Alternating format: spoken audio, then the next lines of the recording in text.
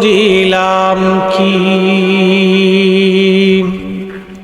সাইদ ইবনুল মুসাইয়িব রাহিমাহুল্লাহ তিনি বলতেছেন, দুনিয়ার মানুষ তোমরা শোনো, আমি রওজা মোবারকের পাশে বসে বসে কাঁদতাম। ঠিক জোহরের ওয়াক্ত যখন আসতো তখন আমি লক্ষ্য করতাম রওজা মোবারক থেকে আজানের আওয়াজ আসতেছে। একটা জবান বন্ধ থাকবে না, চিৎকার করে বলেন ইয়া রাসূলুল্লাহ। হাত উঁচা করে বলেন নবী আসে না নাই, জিন্দা আছে না নাই, রওজা মোবারকে আছে না নাই। অতএব যদি কোনোদিন মদিনাতুল মুনাওয়ারাতে যান, রওজা মোবারকে সালাম দিয়ে বলবেন ইয়া রাসূলুল্লাহি, আমি জানি আপনি রওজা মোবারকে জিন্দা, আমি জানি আপনি আমার সালাম গ্রহণ করেছেন, সালাম শুনেছেন। আমি আপনার গুনাহগার উম্মত, বহু দূর থেকে আপনার কদমে আসছি। হুজুর, আমি আজকে আপনার দরবারের মেহমান। জানি নবীজি কোনোদিন কোনো মেহমানকে শূন্য ফিরাইয়া দেয় না। আমি জানি নবীজি কোনোদিন কোনো মেহমানকে শূন্য ফিরাইয়া দেন নাই। ইয়া রাসূলুল্লাহ, আপনি মেজবান, আমি আপনার মেহমান। মেহমানকে শূন্য তাড়াবেন না, মেহমানকে খালি ফিরাবেন না। এই মেহমানকে কিয়ামতের ময়দানে সুপারিশ দিয়া আপনার কদমের গোলাম বানাইয়া দিবেন, কবুল করে নিবেন।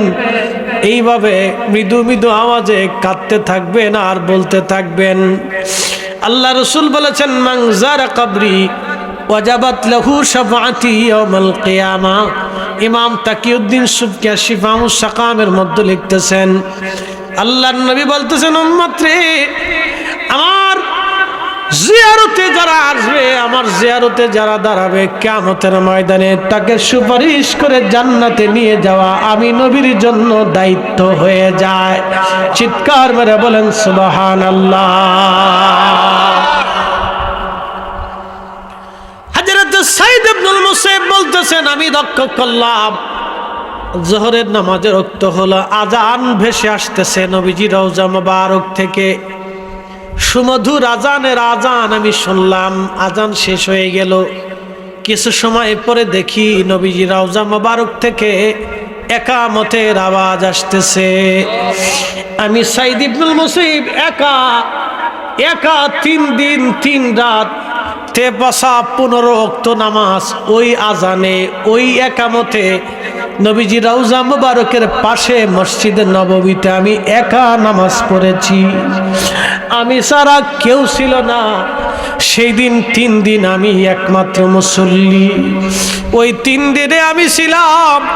ওই 3 দিনে নবীজি রওজা মুবারক থেকে আজান একামতের আওয়াজ বেশি আসছে।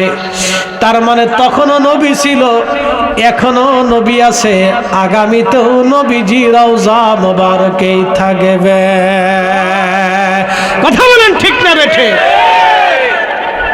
তাহলে সুন্নিরা হক না বেহক? জোরে বলেন, সুন্নিরা হক না বেহক? আমাদের বিশ্বাস হক না বেহক?